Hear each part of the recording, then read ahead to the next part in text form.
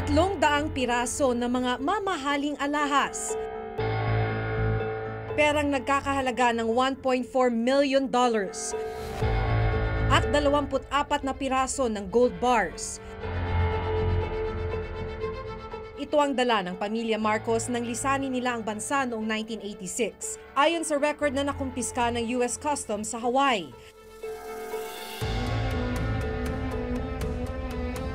Iba't ibang arian rin ng pamilya Marcos ang nabawi ng pamahalaan ng Pilipinas. Ang ill-gotten wealth ay yung yaman na nakukuha ng isang tao na ginagamit ang kabambayan o kumbaga pera ng ating pamahalaan. Sa inilabas na report ng Transparency International Global Corruption noong taon 2004, kasama si dating Pangulong Marcos sa listahan ng World's Most Corrupt Leaders na nagkamal umano ng 5 hanggang 10 bilyong dolyar. Tulad ng sinasabing nakaw na yaman,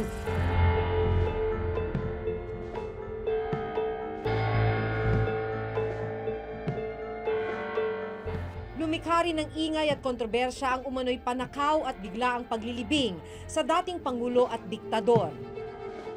Marcos! Hero! Marcos! Hitler!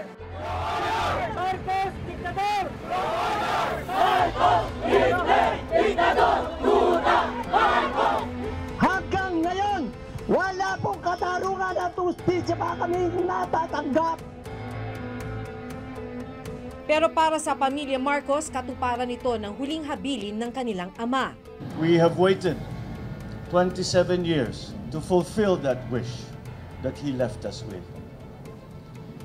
But we are here today, and we are able to grant him that wish.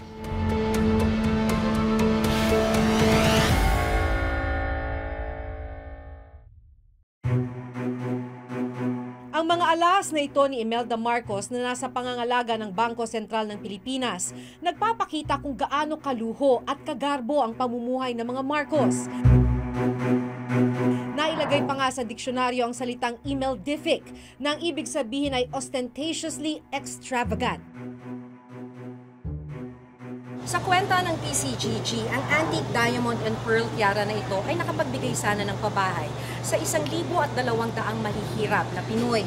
Ito namang cultured pearl and diamond na hikaw, brooch at singsing ay nagkakahalaga na halos 1.4 million pesos. Nakatumbas ng kikitain ng 15 Pinoy sa loob ng isang taon. Sa kabuuan, umabot sa 700 ang bilang ng mga alahas na nabawi ng gobyerno mula sa pamilya Marcos. Hinati ito sa 3, ang Hawaii Collections o ang nasabat ng US Customs sa kanilang mga bagahe sa Hawaii, ang Malacanang Collections o ang mga naiwan sa palasyo, at ang Rumiliotes Collections o ang mga alahas na tinangkang ipuslit ng hairdresser ni Ginang Marcos sa Manila International Airport. Ang halaga ng mga alahas umabot sa $21 million o nasa 1 billion pesos. Nauna nang naibalik sa bansa ang mga tinangkang ipuslit o smuggle na Hawaii at Rumiliotes Collection noong 1986. January 2014 ang magdesisyon naman ng Sandigan Bayan na ill-gotten rin ang Malacanang Collections at dapat isoli sa gobyerno ng Pilipinas. Ilan lang ang mga alahas sa mga nabawing ari-arian at yaman mula sa mga Marcos. My jewelry collection is, they are historical because ang akin talagang layunin doon mga Corona, mga Charlemagne, kung sino-sino pa ng mga hari, kasi dadaling ko talaga yan sa cultural center. Batay sa isinumiteng datos ng Minister of Budget and Management sa Korte Suprema noong 1987, aabot lang sa $304,000 o 2 million pesos noon ang kabuuang sweldo ng mag-asawang Marcos. Kaya minsan nang dinesisyonan ng Korte Suprema na iligal ang pinanggalingan ng kanilang yaman at dapat ibalik sa bayan. Sa pag-aaral ng World Bank Stolen Asset Recovery Initiative, ilang paraan ang ginawa ng mga Marcos para magkamal ng yaman. Nariyan ang ginawang pag-takeover sa mga pribadong kumpanya, ang pagbigay ng mga government loans sa mga crony ni Marcos, at ang pagkuha ng kickback o komisyon mula sa mga foreign aid at international assistance at maging sa mismong pondo ng gobyerno. Pero nung panahon na yon, gasta sila ng gasta, pero hindi maganda yung mga investment. At yung mga investment, heavily influenced ng mga crony. So sila yung mga nakikinabang doon sa mga proyekto.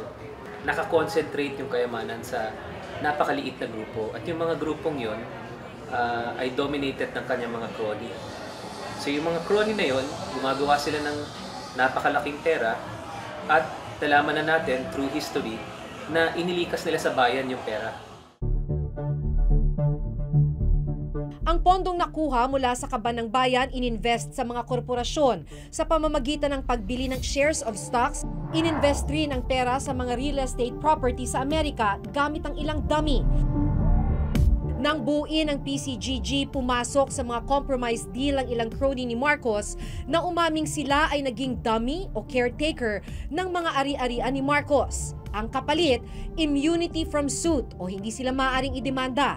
Isinaulin sa gobyerno ang mga titulo ng 197 na ari-arian, kabilang ng isang bahay at lupa sa Baguio City. Ang old mansion sa Baguio City na nabawi at naibenta ng PCGG sa halagang 160 million pesos, pag-aari na ito ngayon ng isang bangko. Ibinalik rin sa gobyerno ang iba pang ari-arian sa Parañaque, Mandaluyong at Antipolo. Bukod sa ilang mga property dito sa Pilipinas, ay pinakikita rin dito sa website ng PCGG ang ilang mga ari-arian di umano ng mga Marcos sa Amerika, gaya na lamang nitong Olympic Tower Apartments sa Manhattan, New York, itong isang gusali sa Herald Center Broadway sa New York din, at kabilang dito ang isang gusali sa 40 Wall Street na building dati na ngayon ay kilala bilang Trump Tower sa New York. Kabilang din dito ang isa pang property sa Madison Avenue at isa pang property din sa Long Island sa bahagi pa rin ng New York. At ilan lamang ito sa mga hinahabol o nahabol na ng PCGG. Ang ilang bahagi ng yaman palihim na nailipat sa iba't ibang bank accounts sa ibang bansa gamit ang mga pseudonym o pekeng pangalan. Isa rito ang Arelma account na idiniposito ni Marcos sa Panama at may lamang aabot sa $40 million o 1.84 billion pesos. Nakapangalan ng account sa isang dummy corporation na Arelma SA, kasabwatang investment firm na Merrill Lynch Securities. 2012 nang magdesisyon ng Korte Suprema na bahagi ng ill-gotten wealth ng mga Marcos ang Arelma account. Naghain ng petisyon ng mga Marcos para pigilan ang paglilipat ng Arelma assets sa gobyerno ng Pilipinas. Ginamit naman ng mag-asawang Marcos ang mga pangalang William Saunders at Jane Ryan para magdeposito ng halagang aabot sa 35 billion pesos sa ilang bangko sa Switzerland. Ang unang nagbukas ng account doon was Ferdinand Marcos using the name William Saunders on March 20, 1968. Hindi nagpapatalo si Imelda. The following day, March 21, 1968, nagbukas din siya ng sariling account niya sa pangalan naman ni Jane Ryan. Idiniposito ang pera sa pamamagitan ng ilang dummy foundation. 1990 nang magdesisyon ng Swiss Federal Supreme Court na iligal ang pinanggalingan ng perang nakadeposito sa mga Swiss account. At noong July 2003, nagdesisyon ng Korte Suprema ng Pilipinas na bahagi rin ng ill-gotten wealth ng mga Marcos ang mga Swiss account. Ang sabi ng Korte, sang-ayon ng desisyon sa RA 1379 na nagtatakdang kapag ang yaman ng isang opisyal ng gobyerno ay higit sa kanyang sweldo at iba pang lehitimong pinagkukunan ng yaman, idedeklara itong iligal ang pinanggalingan. Kaya sang-ayon sa desisyon ng Swiss Federal Supreme Court at ng Philippine Supreme Court, ibinalik ng Swiss banks ang halagang 35 billion pesos sa gobyerno ng Pilipinas. Mula 1986 hanggang 2013, mahigit 3 bilyong dolyar o nasa 170 billion pesos na ang nabawi ng PCGG mula sa mga idineklarang ill-gotten wealth ng mga Marcos. Pero kung may mga nabawing ari-arian mula sa mga Marcos, meron pa ring hindi nababawi ang gobyerno dahil patuloy pa ring nililitis ang kaso tungkol sa mga ito. Hindi yan ill-gotten wealth. Sabi ko nga, unexplained wealth. Bakit po siya unexplained? Unexplained? Kasi si Marcos lang naman ang makakapag-explain. kung saan nanggaling yung kayamanan niya. Because Marcos, bago naging presidente, multimillionaire na yan by the dollars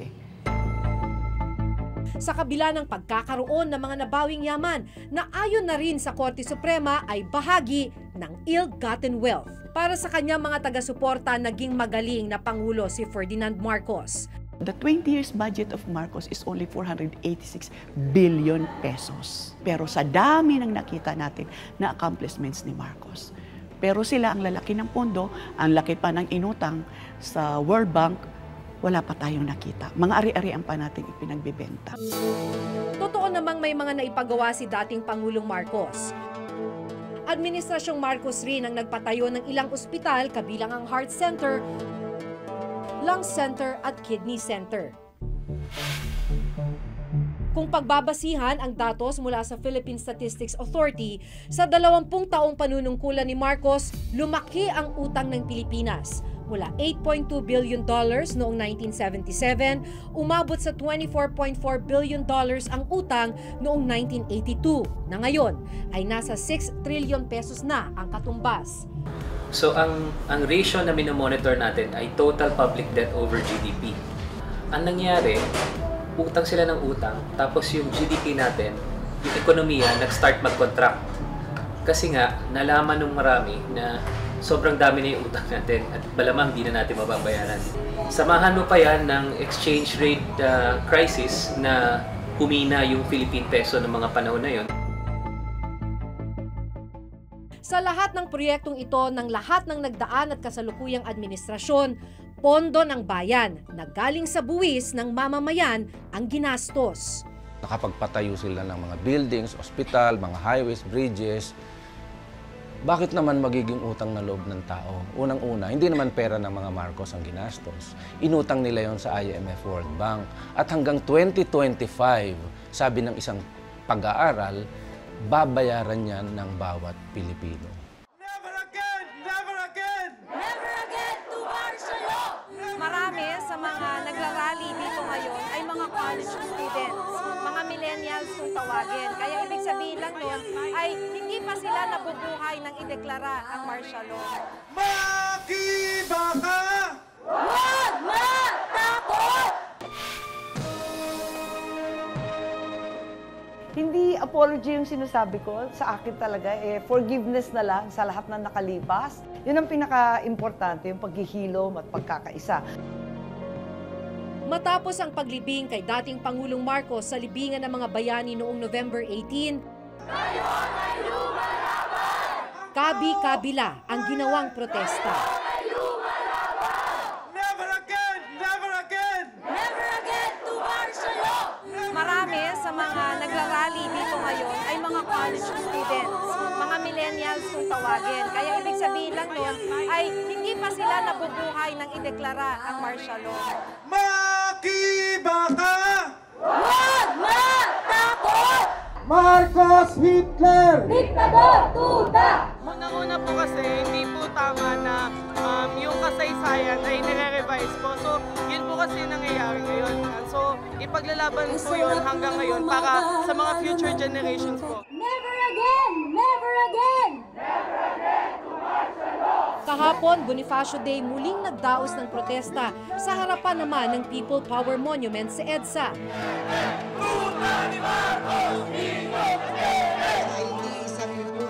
Kasama sa rally si Bonifacio Ilagan, nakaranas ng human rights violation noong martial law. Pero ang masaklap, dinukot naman ng kanyang kapatid at hindi na kailanman natagpuan. Shortly after my release, yung kapatid na babae ko naman ang dinukot. Dinukot dahil hindi namin siya nakita eh. I would assume, at sinabi ito nung witness na nakausap ko, na kung ano ang kanyang dinanas, yun din ang dinanas ng aking kapatid. Hanggang ngayon ay wala. Ni-rape muna sila. Sa kasalukuyan, umabot na sa mahigit 170 bilyong pisong halaga ng na-recover na ill-gotten wealth ng PCGG sa bisa ng Republic Act 10368 o Human Rights Victims Reparation and Recognition Act of 2013. Binuo ang Human Rights Victims Claims Board na layong tulungan ang mga mapapatunayang biktima ng martial law. 10 bilyong piso mula sa na-recover na yaman ang dapat maibigay sa mga biktima. Nauna nang nakatanggap ng tig $1,000 o mahigit 43,000 piso ang 7,526 na biktima ng human rights violation nung martial law. Ayon sa batas, kailangan pag-aralang mabuti, evidence-based, kasi 75,730 yung nag-apply. More or less 40 final decisions bawat araw. Meron bang husgado sa buong Pilipinas na nakakasulat ng 40 desisyon sa isang araw? Ang target namin, bago mag-2018 sana, mapamigay na namin. At hihimlay kaming mapayapa sapagkat alam namin na ang pakikibaka ay inyong ipagpapatuloy. Isa si Bonifacio Ilagan sa mga naghihintay pa rin na mabigyan ng danyos dahil sa sinapit niya nung martial law. Ang higit na nakararami ng mga biktima ay mahihirap. At yung kaunting matatanggap nila ay malaking tulong sa kanilang pagpapagamot, sa kanilang pagpapagaling. Hindi naman iyayaman ng mga biktima ang kaunting pera. At yun ay token gesture. Pero wala. Ang claims board ay hindi ko maintindihan kung bakit nagtatagal. Sabi nila sa dami daw ng applicant, 75,000 at least. Pero noon namang tinanggap nila ang trabaho, they should have known na sa dami ng naging biktima ng martial law, ganun katindi ang magiging trabaho nila. Kung tutuusin, mas mapapadali sana ang proseso ng pagbibigay ng pinansyal na tulong sa mga biktima. Pero ang tulong na dapat sana'y ibibigay na, hinaharang raw ng mga Marcos. Dapat lang. Kasi unang-una, sino ba ang mga ito? Ito yung mga komunista, mga leftist, mga aktivista na gusto magpabagsak sa gobyerno ni Marcos. Para sa maraming martial law victims, hindi pa rin nawawakasan ang kanilang paghabol ng hustisya. Marami sa kanila ni hindi pa nga nabibigyan ng danyos. Pero ang pamilya Marcos, minsan nang sinabing kailangan ng mag-move on. At sa kasalukuyan, muli silang nakapwesto sa kapangyarihan. Si Aimee bilang governor ng Ilocos Norte, si dating unang ginang Imelda Marcos bilang kinatawan ng ikalawang distrito ng Ilocos Norte, at ang dating senador na si Bongbong Marcos na tumakbo rin bilang vice-presidente.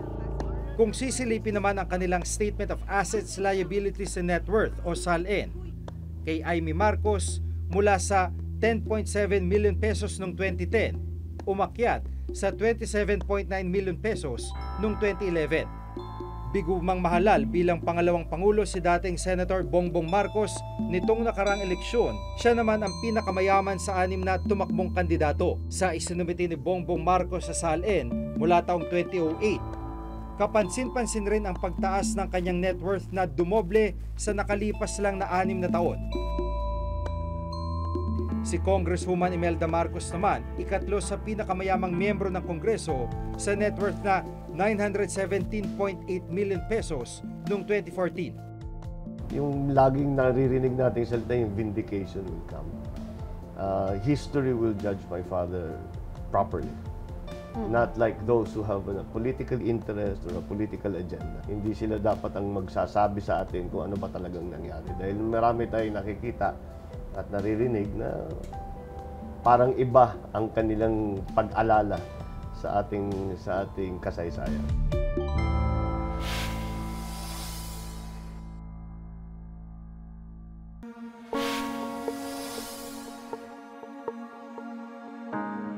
Para sa pamilya Marcos, sa wakas ay nabigyan na ng katahimikan ang kanilang ama matapos mahimlay sa libingan ng mga bayani.